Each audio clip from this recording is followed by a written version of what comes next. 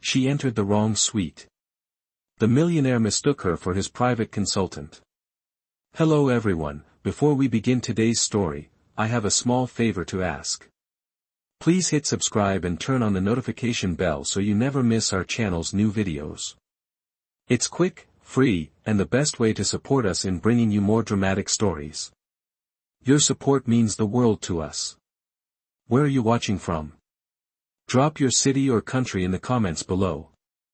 Thank you very much. Now, let's return to our main character. The soft hum of distant conversations drifted through the polished marble lobby of the Sterling Crown Hotel, a place where the sconces glowed like warm candlelight and every surface seemed to whisper luxury. Grace Miller stood near the elevator bank, clutching a worn sketchbook to her chest as if it were a shield. Her fingers trembled slightly, not from the cold but from the pressure of the afternoon.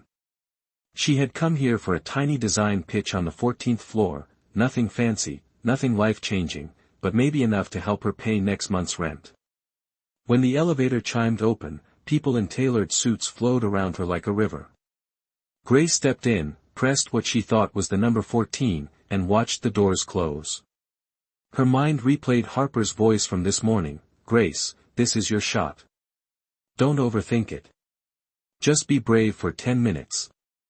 10 minutes. She could do 10 minutes. When the elevator stopped, she stepped out into a hallway lined with thick carpet and gold-trimmed sconces.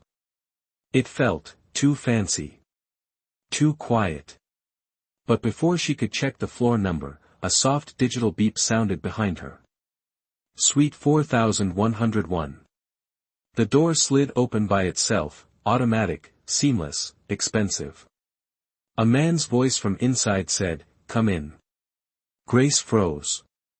Whoever he was, his tone held that effortless confidence of someone used to being obeyed. She thought maybe this was some newer, high-end office space the company had rented. Maybe her pitch had been upgraded. Maybe this was a miracle. She stepped inside. The suite was enormous, floor-to-ceiling windows spilling afternoon light across a living room larger than her entire apartment.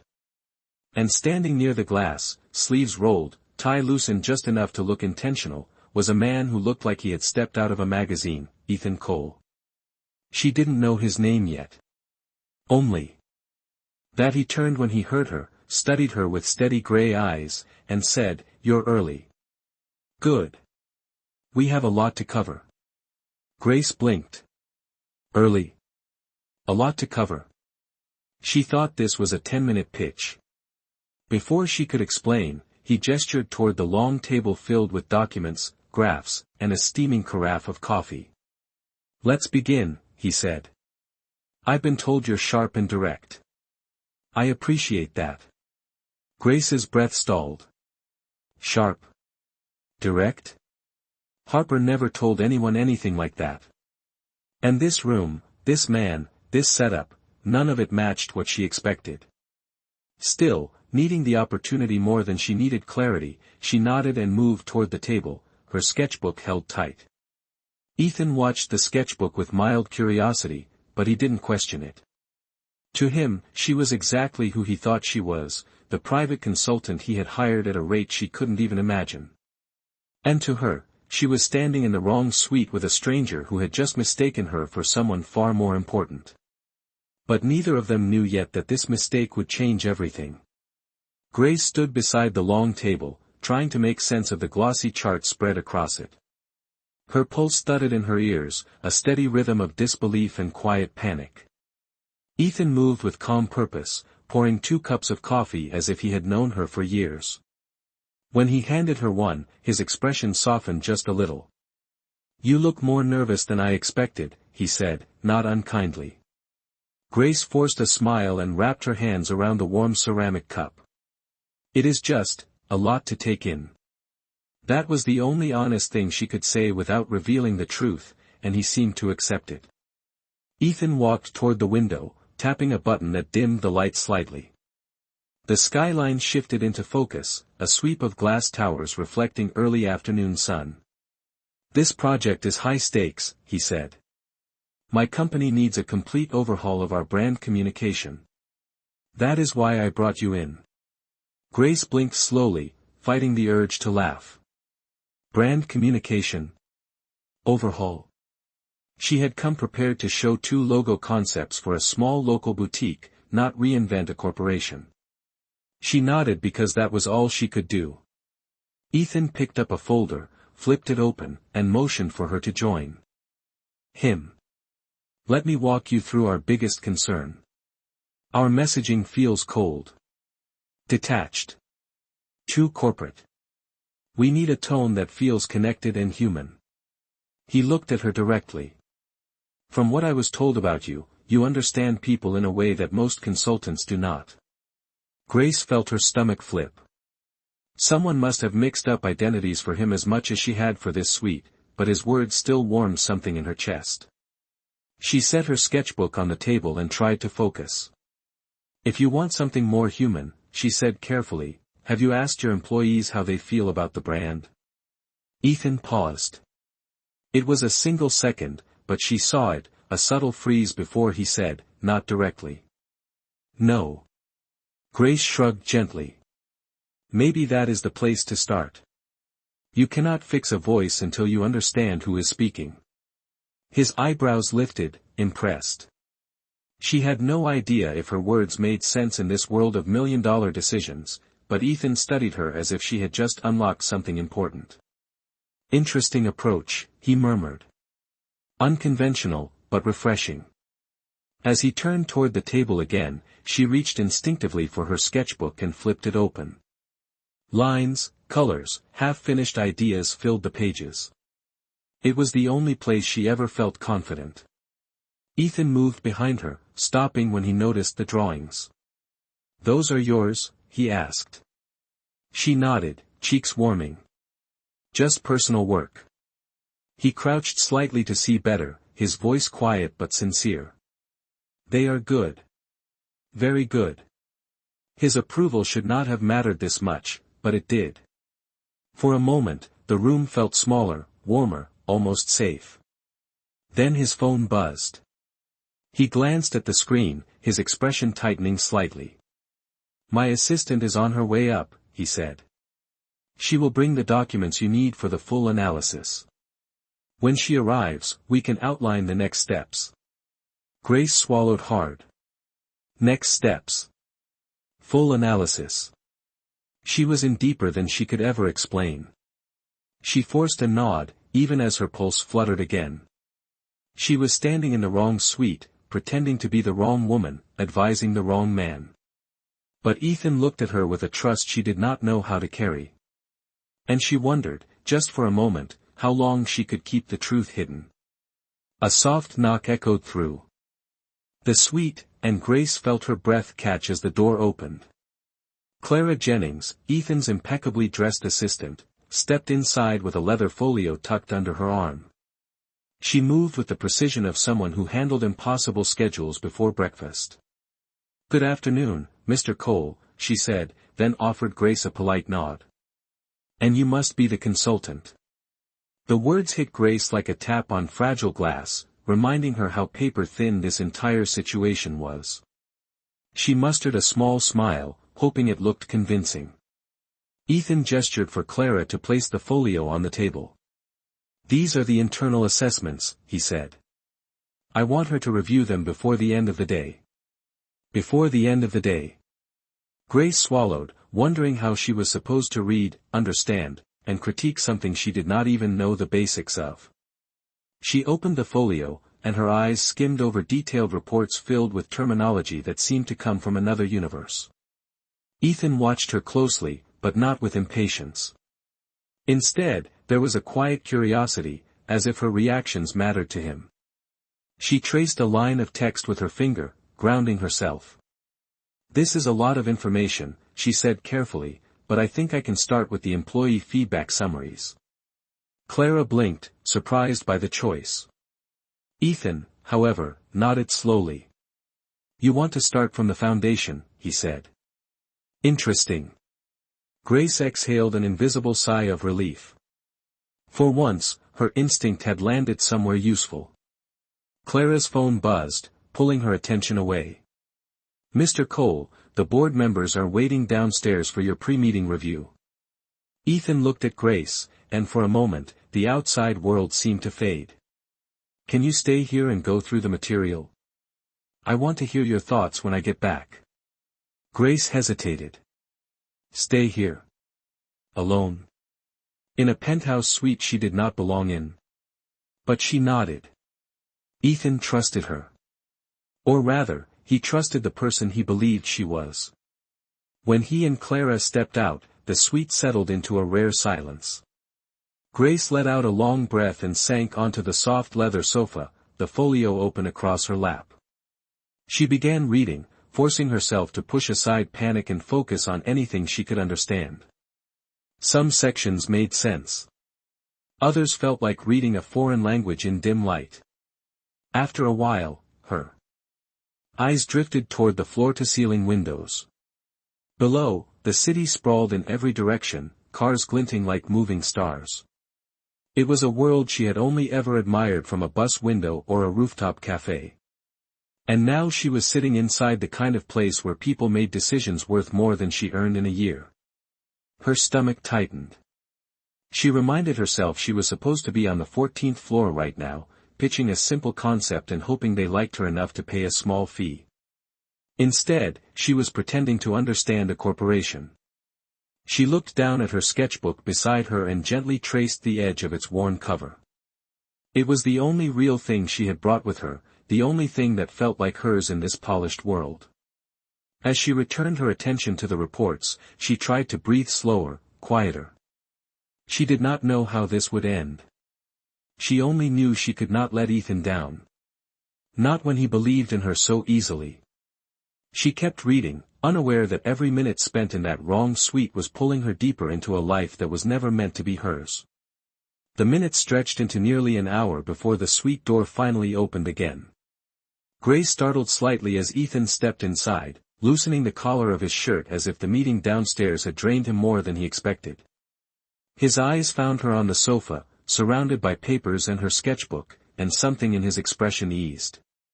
"You are still here," he said, almost sounding relieved. Grace closed the folio gently. "You asked for my thoughts." He walked closer, stopping a few feet away as if to give her space but still wanting to bridge the distance. "And? Do you have any initial impressions?" She drew in a slow breath. "Your employees sound talented, but they feel disconnected from the company's purpose. There is a lot of language about efficiency and performance, but not much about why the company exists beyond growth." Ethan's eyebrows rose, not in disagreement but in recognition. "You picked that up from a handful of reports?" She nodded. It was the strongest pattern. Ethan let out a short, thoughtful breath. He sat across from her, elbows resting on his knees. "You know," he said, "I built this company from a 10-by-10 office with a flickering light. Back then, everyone understood the mission because we worked in the same room. But now," his voice trailed off as he looked toward the skyline. "Now I feel like I am leading a building more than a team." Grace listened quietly. There was a vulnerability in his tone she did not expect from a man who had spoken with such confidence earlier. It made him feel more human, less unreachable. "Maybe that is why your messaging feels disconnected," she said softly. "People cannot communicate something they no longer feel." Ethan looked at her, and for a moment, his gaze lingered. Not because of the words she said, but because she said them with genuine understanding. "You see things clearly," he murmured. Her heart gave an uneasy twist. If only he knew how unqualified she truly was. Ethan leaned back slightly. "Show me something from your perspective." "Anything. I want to see how you translate what you read." Grace hesitated, then opened her sketchbook. She flipped past drawings of flowers, street corners, and quiet moments until she reached a page she had sketched while reading the reports. It showed a tall building split into two halves. One half was blue, sleek, polished. The other glowed warm yellow, filled with miniature figures standing close together, their postures open and collaborative. She had drawn it without thinking, guided by instinct. Ethan leaned forward, studying the page. His voice lowered. You drew the company. Just how it felt, she said. One side is how it looks. The other is how people wish it felt. He stared at the image longer than she expected, absorbing every line. Grace, this is insightful. She pressed her palms to her knees to steady herself. The praise felt dangerous. Like she was stepping deeper into a world she would eventually have to step back out of. Ethan closed the sketchbook gently, treating it as something valuable. I want you on this project, he said. I want your voice, your instincts, your vision. Her breath caught. Are you sure? Yes, he said without hesitation. You see the heart of things. That is rare. She looked away, unable to hold his gaze. Her chest tightened with guilt she did not know how to voice. Before she could respond, his phone buzzed again, pulling him from the moment. He stood, glancing at the screen with a faint sigh. I have one more meeting tonight. Could you meet me tomorrow morning at the headquarters? Grace nodded slowly, her mind a whirl of impossible decisions. Ethan offered a small, grateful smile before heading to the door. I am glad you walked into this room today, he said. She managed a quiet reply. You have no idea. When the door clicked shut behind him, she sat alone again, the city glowing beyond the glass. And for the first time, she wondered how long the truth could stay hidden before everything she had just built began to crumble. The next morning, Grace stood outside the glass doors of Cole Strategies headquarters, her sketchbook clutched tightly against her chest. The building towered above her like a wall of mirrors, catching the early sunlight in sharp angles. People in polished shoes and crisp suits streamed past her, scanning badges and walking with purpose. She felt like an imposter in a world built for other people, not for someone who had taken the wrong elevator by accident. She inhaled slowly and stepped inside. The lobby was vast and bright, with marble floors and a waterfall feature that filled the space with a soft rushing sound. She checked in at the front desk using the temporary badge Ethan had arranged. When the elevator doors opened, she rode up to the 20th floor, heart beating a little too fast. As soon as the doors slid open, she spotted Ethan speaking with a small group of managers. He looked sharp in a charcoal suit, but his expression softened instantly when he saw her. Grace, he said, excusing himself and walking toward her. I am glad you made it. She mirrored his smile, though hers felt much more fragile. I am ready to help however I can. Ethan led her into a conference room with floor-to-ceiling windows overlooking the city. On the table were files, mock-ups, and a blank whiteboard waiting to be filled. I want to hear your perspective on how we reconnect the company with its people, he said, sitting across from her. His attention was focused, almost warm. She opened the folio from yesterday and pointed to the employee feedback summaries. People feel like the company only speaks in targets and metrics. There is no language that reflects who they are or why their work matters. Ethan nodded thoughtfully. So what would you change? Grace hesitated, then pulled out her sketchbook. She flipped to a page where she had drawn a rough concept late last night. It showed a series of small vignettes, an employee helping a new hire carry boxes, a team finishing a project together, a supervisor mentoring a junior designer. Everyday moments, simple but full of heart. People want to feel seen, she said quietly. Maybe the brand should celebrate real stories, not just success charts. Ethan studied the drawings closely, his eyes tracing every line. You created this overnight? I could not sleep, she admitted. My mind kept spinning. He chuckled under his breath. Welcome to my world. He leaned back, still holding her sketchbook. Grace, this is exactly the direction we need. It is honest. It is human. It is what we lost along the way. Warmth bloomed in her chest despite the guilt she carried. She wanted to tell the truth right then, to confess that she was not the consultant he believed she was. But each time she opened her mouth, fear tightened her throat. If she told him, she would lose this opportunity. She would lose his trust. She would lose the version of herself she was becoming in this room. Before she could gather her courage, Clara stepped inside. "Mr. Cole, the board is ready for your presentation preview." Ethan closed the sketchbook and handed it back to Grace with a quiet confidence. "I want you to join me," he said. Grace froze. "Join you?" "Yes. You are part of this now. They need to hear your perspective too." The room seemed to tilt for a moment. She nodded because she could not think of anything else to do. As they walked toward the boardroom, Ethan glanced at her with a small, reassuring smile. "Just speak from your instincts. They are better than you realize." Instincts. If only he knew her instincts had led her into the wrong suite, the wrong identity, and perhaps the biggest turning point of her life. She took a steady breath as the boardroom doors opened. She was in the deep end now, and there was no turning back. The boardroom was larger than Grace expected, with a long glass table that reflected the soft glow of recessed lighting. 12 executives sat around it, their expressions serious and expectant. As Ethan entered, the room straightened with a subtle shift of respect. Grace followed one step behind him, wishing she could disappear into the floor. She took a seat near the end while Ethan moved to the front, tapping a button that lit up the wall screen. "Thank you for making time," Ethan said, his voice steady. "I want to walk you through a new direction for our brand communication." He glanced briefly at Grace, a silent reassurance. "I have brought someone with me who will contribute valuable insight." A few executives turned to look at her, curiosity flickering in their eyes.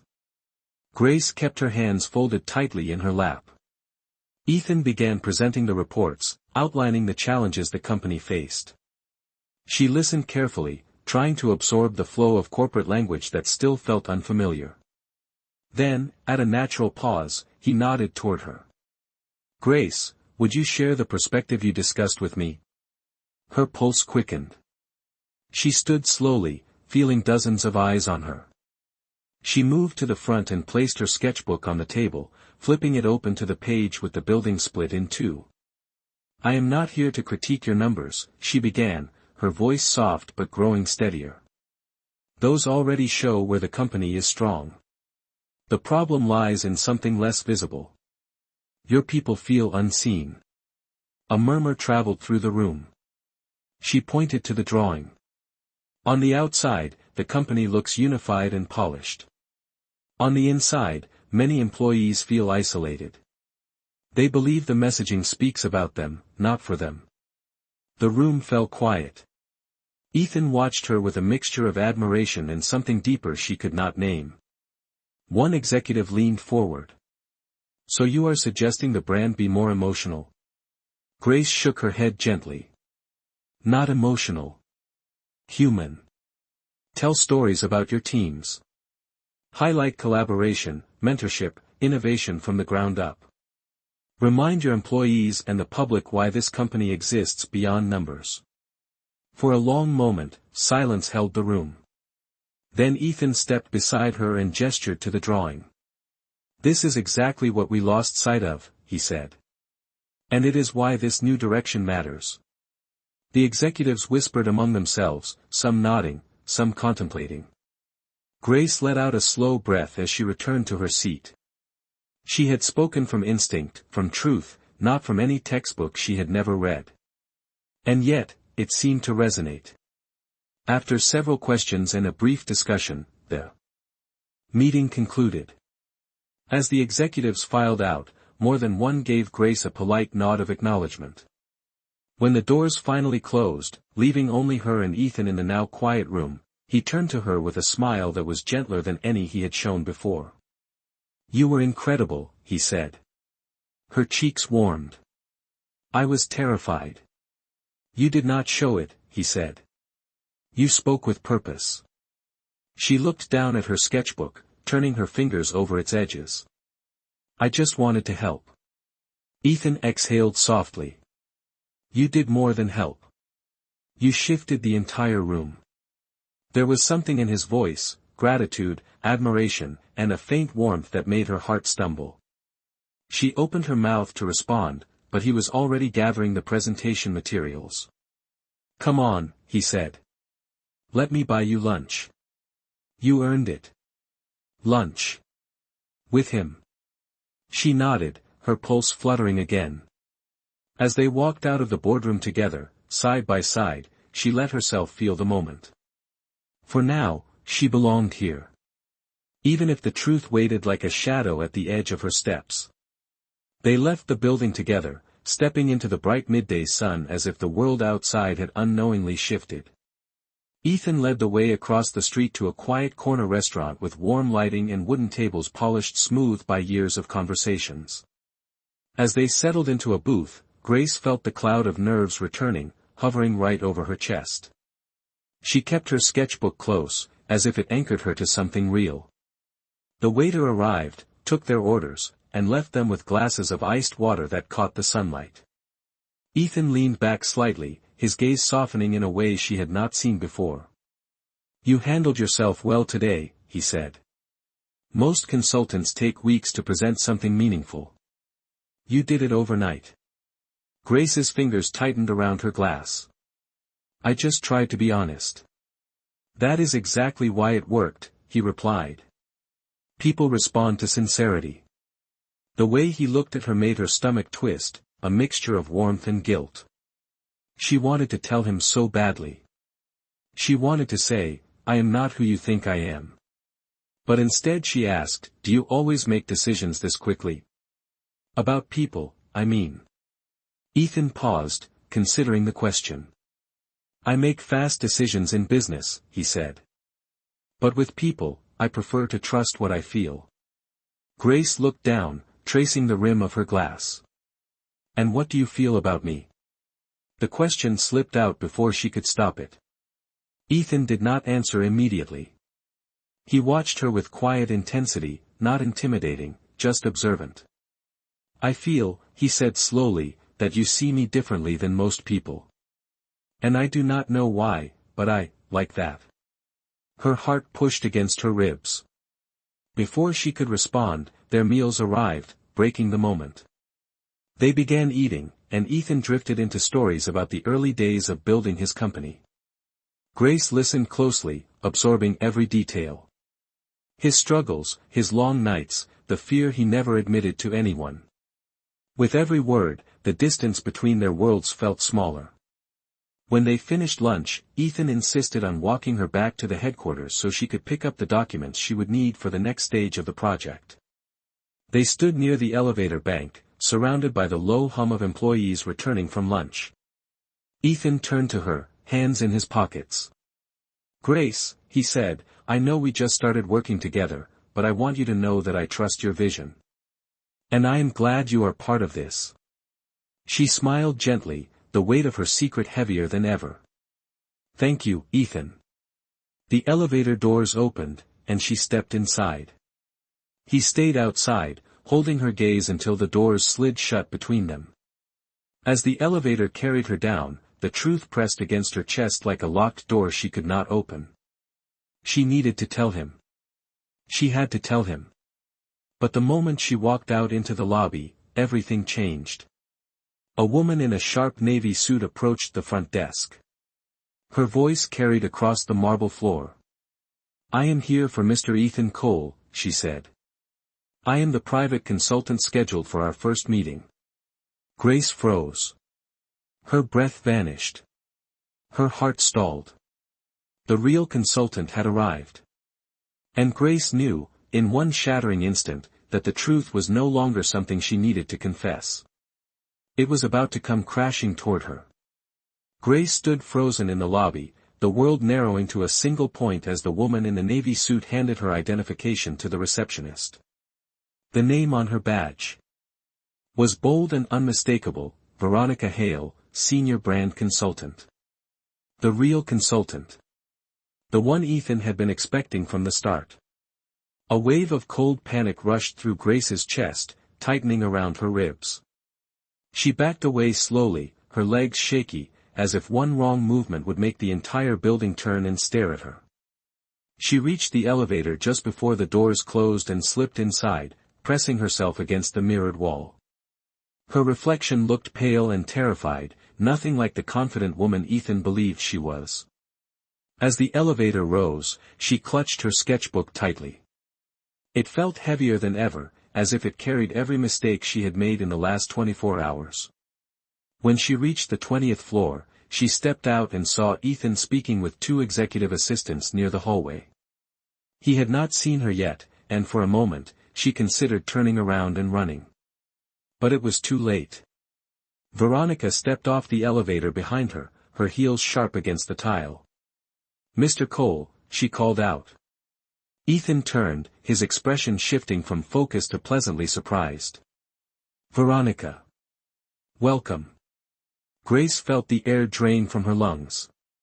Veronica approached, shaking Ethan's hand with polished confidence. Grace stood only a few feet away, invisible but burning with dread. "I apologize for the delay," Veronica said. "There was a mix-up with the hotel suite number yesterday. I tried to reach you." Grace closed her eyes. The mix-up. Her mistake. The reason all of this had started. Ethan frowned slightly. "That is strange. I was in the suite. Someone came. We started the consultation." Veronica blinked. "Someone? That is impossible. I never made it to the hotel." Ethan's confusion grew. His gaze drifted past Veronica and landed on Grace. The moment their eyes met, something in his face changed. Confusion. Realization. A flicker of hurt. "Grace," he said quietly. The sound of her name felt like a weight falling. She stepped forward, her voice trembling. "Ethan, I can explain." Veronica looked between them, puzzled. "I am sorry," she said to Ethan, "but who is she?" The question hit harder than Grace expected. Ethan did not answer immediately. He stared at Grace, searching her face as if hoping the truth was not what it seemed. "Grace," he repeated, his voice lower now, "who are you?" The hallway seemed to fade around them, leaving only the echo of his question. Grace swallowed, her throat tight and dry. "I was supposed to be on the 14th floor, she whispered. "I got the wrong elevator. The wrong suite. And when you thought I was the consultant. I panicked. I needed the job. I needed the chance." Ethan's jaw tightened, not in anger, but in disappointment, the quiet kind that hurt more than anything loud ever could. "And everything you said in the meeting?" he asked. "Was that a lie too?" Grace shook her head quickly. "No. That was real. I meant every word. I should have told you the truth." Veronica stepped slightly closer to Ethan. "Mr. Cole, if you prefer, we can reschedule the consultation until this is sorted out." Ethan did not look at her. His eyes stayed on Grace, steady but wounded. After a long moment, he spoke softly. "I trusted you." Grace felt her heart fracture. "I know," she whispered. "And I am so sorry." Silence hung between them, heavy and fragile. Finally, Ethan stepped back, creating a space she did not know how to cross. "I need time," he said. Then he turned and walked away, leaving Grace standing in the middle of the hallway with her sketchbook pressed to her chest and the truth echoing in her ears. She had entered the wrong suite. But now she had lost something that felt unmistakably right. Grace did not remember walking out of the building. One moment she was standing in the hallway with Ethan's words echoing in her ears, and the next she was outside on the sidewalk, the city noise wrapping around her like a distant hum. She held her sketchbook tightly against her chest as if it were the only solid thing left in her life. The following days felt heavy and quiet. She returned to her small apartment, took freelance jobs where she could, and avoided looking at her phone too often. Each time she passed her reflection, she barely recognized the woman staring back. She replayed every moment with Ethan, every conversation, every look, wondering if she had imagined the warmth she thought she saw in him. She had wanted truth. She had wanted to earn his trust. But she had built everything on the wrong foundation. A week passed before her phone buzzed with a message from an unknown number. It contained only an address and a time. No name. No explanation. Her heart tightened, but something in her told her to go. The address led her to a small, quiet art gallery on the east side of the city, a place she had passed many times but never entered. When she stepped inside, she froze. Her drawings were on the walls. Every sketch she had ever made, every fragile idea, every moment she had captured in pencil. Framed. Lit gently by warm gallery lights. People moved slowly through the space, admiring the pieces as if they belonged there. Grace stood still, unable to breathe, her throat tightening with disbelief. A soft voice behind her said, "I hope this was the right thing to do." She turned. Ethan stood near the entrance, hands in his pockets, his expression gentle but unsure. He looked tired, as if the week had weighed on him too. Grace could barely find her voice. "You did this? I wanted you to see yourself the way I see you," he said. Honest. Creative. Someone who brings clarity without even trying. She shook her head slightly. "After everything I did? Ethan, I lied to you." "You made a mistake," he said, stepping closer. "But everything that mattered, everything you brought to the company, that was real. The insight, the heart, the perspective. None of that was a lie."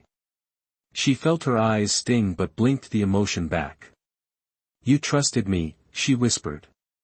Ethan exhaled softly. "And I still do. I just needed time to understand why it hurt so much." Grace looked around at the walls again. "Why would you do all this?" His gaze held hers, steady and warm. "Because your work deserves to be seen. And because I wanted you to know that the wrong suite was not the wrong moment. It brought you into my life, Grace." The word settled over her like a quiet sunrise. He extended his hand, not demanding, but offering. "If you are willing," he said, "I would like to start again. Honestly. No titles. No assumptions. Just us." She placed her hand in his, feeling a calm she had not felt in weeks. "I would like that," she replied. They walked together through the gallery, surrounded by the story she had never meant to share. And when they reached the final piece, Ethan said softly, "Sometimes the best things begin with a mistake." Grace smiled. Leaning gently against him. For the first time, the future felt like a place she belonged.